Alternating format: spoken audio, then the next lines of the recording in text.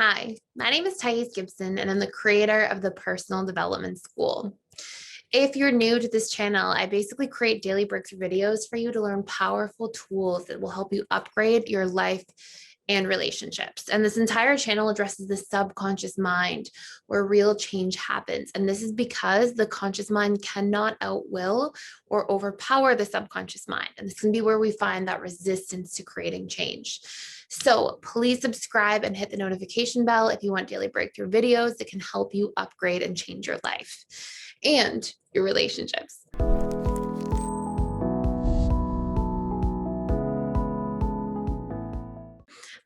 So today we're going to talk a lot about the 6 early signs of a good relationship. We're going to talk about these signs specifically as it relates to the dating phase of a relationship, because as we know, relationships have a life cycle. They start off in the dating phase, they go into the honeymoon phase, followed by the power struggle phase, which a lot of the sort of challenging stuff comes up in. And once we make it through the power struggle phase successfully, then we get into the stability phase, then the commitment stage, and lastly, the bliss phase of relationships. And that's really where we're trying to get our relationships to. And if you want to do a deeper dive into a lot of this stuff, we now have a 7-day free trial launch for the school. It's just for a certain period of time. And there's a link in the description box below. If you want to do a deep dive on your attachment style in the stages of relationships and the blueprint of how it works, what your attachment style looks like, what your partner's attachment style looks like in each of the 6 stages, and the important things to get right and to understand, there is a link in the description box below. And our advanced attachment style courses will cover this all in so much detail. And there's a 7-day free trial, money back guarantee. Check it out. So the first sign that's really important as we're getting to know somebody and we're in that dating stage of relationships is open communication. We want to feel like in a dating stage of relationships, we are building a foundation where we feel comfortable, safe, and normalized to talk about the way we feel and about what our needs are. And this doesn't have to be like you sit down on your first date and you have this huge conversation about like your feelings and needs. This can be when something comes up, when you have a preference you want to share, when you're sharing a story that's important to you as you're getting to know somebody, that you feel comfortable saying, I prefer when X, Y, and Z happens. So maybe you're on a date, for example, and you are sharing a story about why you and your ex broke up, and maybe you're on your 6th date and the topic comes up and you may say, you know what? There was a lot of inconsistency and poor communication in the relationship, and I really value being able to talk things through. And so that's your way of sharing your need. It can also be that when somebody does something that violates a boundary for you, you just feel really comfortable and safe speaking up, and you know that the person you're dating is also on the same page. It is really important that we feel comfortable communicating our truth, because if we don't, basically the byproduct of not doing that means that we're going to have a relationship with a lot of built up resentment. When we don't communicate our truth, when we don't share our needs, when we don't tell a loved one when a boundary is being violated, the byproduct of that is, toxic resentment buildup within the relationship dynamic. Sign number 2 is a willingness to work through problems and talk things out. Sometimes we can get into relationship dynamics, and this is a really important thing to watch for in the early stage of a relationship, is we can get into relationship dynamics where something's violated, like a boundary is violated, or something happens that we don't like, or somebody hurts our feelings, or we have a fear come up or an insecurity, and it causes a conflict. And then both parties just kind of like leave it, sweep it under the rug, and then pretend everything's okay a couple days later, or, do the silent treatment for a few hours and then eventually just warm up again. Although that may feel like the path of least resistance, it is creating the most resistance long term. We get into dynamics where we haven't talked about things, we haven't resolved things, we haven't had a conversation to figure out what went wrong and what we need to feel better. And what happens is we usually just store some kind of problem there.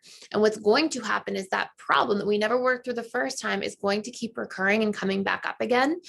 And what's likely to take place is that each time it comes up, it's more charged, more anger, more frustration, more, disconnecting over that issue. And we want to catch things and work them through when they're early and small. And so it's really important to look for, in terms of an early sign, feeling like we can, work through small problems, talk about things, discuss stuff, and feel like there is resolution.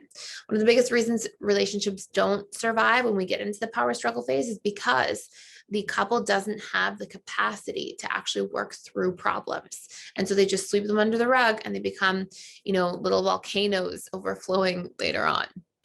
Number 3, vulnerability. It's really important to feel like we can openly share ourselves, share our fears, share about our lives, share about our past. And to do this, not necessarily all at once, because sometimes that can actually be a little bit polarizing, but feeling like there is this capacity from both parties to be vulnerable slowly and consistently over time. Vulnerability equals emotional availability the vast majority of the time. So it's a really important indicator, like, is there going to be a strong emotional bond because we have two parties that are willing to be open? Number 4, our ability to be present with one another and to validate one another's emotions. Presence is a big part of connection. When we can really sit with somebody, when we can actively listen to them and vice versa, it's an important sign that we're engaged and that we're caring. And it's a really important part of bonding and connection overall. And as we get out of that infatuation phase that we experience in the dating and honeymoon phase and into the deeper parts of a relationship, a necessity and a really important ingredient is, can we really connect? Can we take what was infatuation and turn it into much deeper love? And that only really comes with presence, with vulnerability, with acceptance, and with that opening up and communicating about really who we are deep down. And having somebody who's able to receive that through actively listening and being present on the other side. Number 5, respect. This is a really important thing to look for early on. Does somebody respect you? And ways to sort of judge this or discern this is a better word, is, does this person listen to my boundaries? If I say no to something, do they work to understand that no? Do they accept that no? Does this person respect the other areas of my life? Are they like, oh, don't go to work tomorrow, just stay out tonight, who cares? Are they like, oh, who cares about your goals and going to the gym and eating healthy? Let's just do this instead.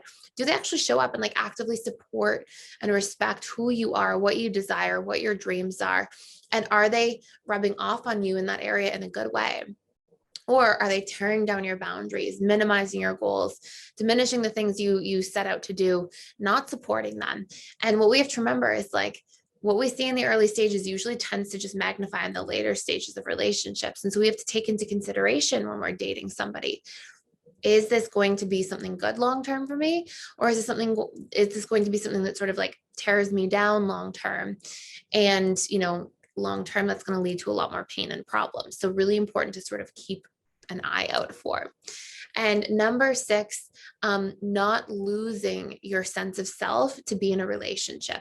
When we see early patterns of somebody giving up their career to go on vacation with a loved one, when we see somebody, spending all their money and not having any care for their budget or for their financial boundaries when they get into an early stage of a relationship, when we see somebody leaving their friendships and family relationships behind, spend all the time in the romantic relationship, we're actually looking at codependent patterns the vast majority of the time.